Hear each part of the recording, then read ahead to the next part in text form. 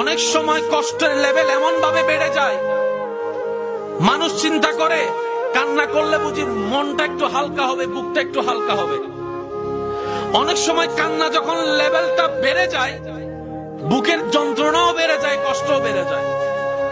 কোরআন এমন এক আসমানি কিতাব, আল্লাহ পাকের দয়া, যেটা অশান্ত মনওয়ালা বুকের মধ্যে জড়িয়ে নিল মনটা শান্তি হয়ে যায়।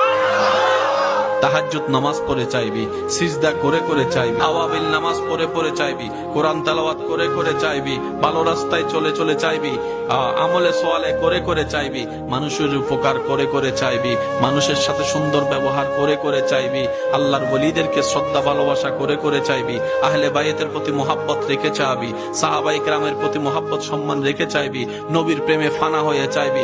বান্দা, তুই তোর জায়গা থেকে ঈমানটা নিয়ে নেক আমলের সাথে আমি রবের দরবারে সাহায্য চাইতে চাইতে নেক আমল করতেই থাক, করতেই থাক, করতেই থাক।